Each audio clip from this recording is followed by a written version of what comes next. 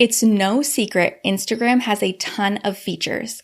They really love giving users and creators all kinds of ways to consume and create content. But with so many options for types of content to post, how do you decide what ones will work best for your Teacherpreneur account? Let's chat about it. So teacher authors, go ahead and reheat that cup of coffee because I'm your host, Cassandra Foster, and we're about to get schooled in socials. Welcome back to Schooled in Socials. If you are marketing your teacher business on Instagram, you are probably well aware that a post is not just a post. You can create a static post, a carousel post, or a reel whenever you go to share your resources and ideas with your community. With each of these varying options, how are you supposed to decide what type of content you should be creating for your audience? I mean, hello, decision fatigue. Well, today's episode is all about helping to make those decisions and combat that decision fatigue so that you can get your resources into the hands of teachers that need them. When it comes down to it, there are 3 factors that affect what types of content you should be posting on your Instagram feed: your marketing goals, your data, and your personal preference. So the first factor we always want to consider when deciding which types of content to post to our Instagram feed are our marketing goals and our overall business goals. If your goal is to grow your audience, maybe get them on your email list so you can do some more nurturing, the ratio of static posts to carousel posts to reels is going to look different than if your goal was to get people to sign up for your new course. Let's break it down. If you are in more of a brand awareness marketing phase, like the first goal I described where you're growing your audience, you will want to create content that gets more reach because you're looking to bring new people into your community. So the more people that see your content, the more likely you will bring in some new community members.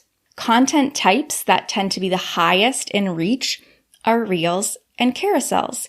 So you would probably consider creating the bulk of your content as reels or carousel posts.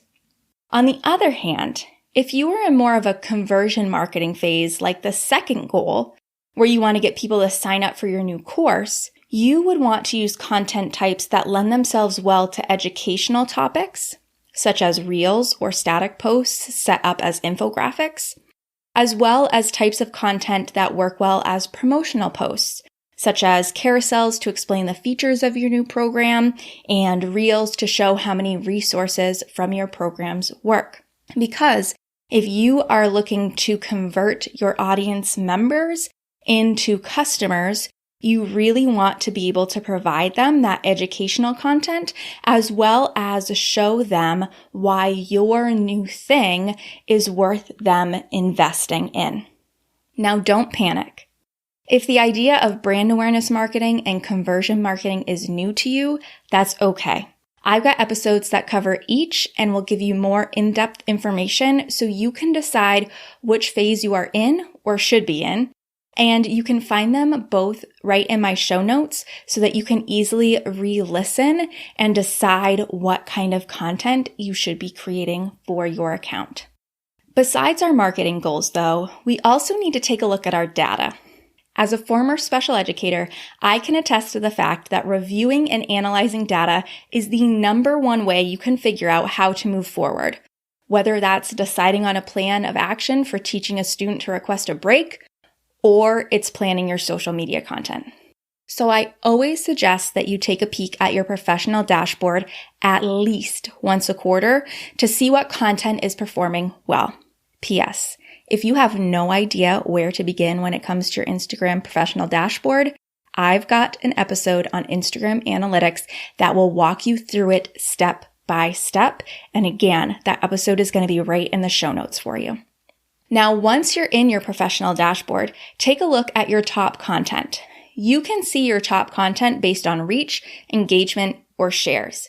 Again, keep those marketing goals in the back of your mind and check and see what types of content are getting you the most reach and or the most engagement.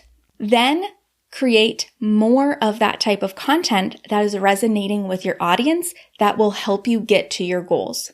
So again, if my goal is to grow my audience and Reels are showing as my top content for reach, I would want to make more of them to continue reaching more people.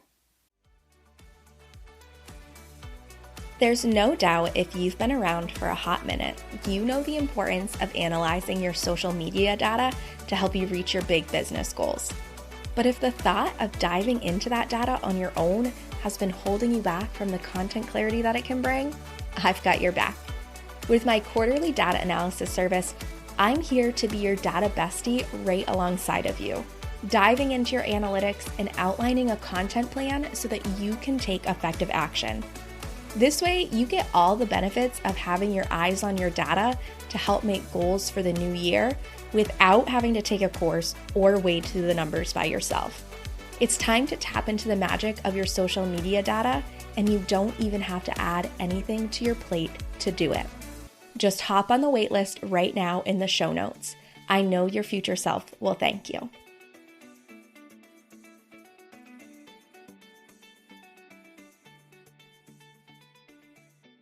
Finally, I never want you to rule out your own personal preference. Now, there are probably a lot of social media managers out there that would disagree with me and say that the only thing that matters are your marketing goals and your data. But we are not machines. And if we have to put all of our energy into making the types of content that our goals and data say we should, but we hate it the entire time, one of two things are going to happen. We're not going to post at all, or we're going to post for a short time, burn out, and give up. And neither of those scenarios will help you reach your business goals. Sure, if you follow your goals and your data, can you get the results you're hoping for faster? Probably. But if you aren't putting content out or stopping just after 2 weeks, those goals and data aren't going to make a difference. So truly, you want to find a happy medium between the types of content your goals and data dictate you should be making more of, and the types of content you enjoy creating or feel comfortable creating. Maybe your data and goals say, create a lot of reels, but you don't like showing your face, or you feel like they're really time consuming and you would rather create graphics. Great, create carousels because they get a good amount of reach as well. And then maybe try sprinkling in a reel here or there to help you get to your goals faster. When it comes down to it, we've got a lot of options for posting types on Instagram, but don't let the analysis paralysis stop you from posting and getting your message out to the teachers that need it. Instead, consider your marketing goals, the data from your professional dashboard, and your own personal preferences to make posting to Instagram so much easier and effective for you. Are you ready to dive in and figure out what types of content to be posting? You can grab my free DIY Instagram audit that will walk you through step by step of almost everything we just covered here in today's episode, and you can find it right in the show notes. All right, cold coffee friends, thanks so much for listening. If you're loving getting schooled in socials, make sure to subscribe so you don't miss an episode. Also, I would love it if you left a review so that other teacher authors like you can start getting schooled in socials too. All right, I'll see you in the next episode.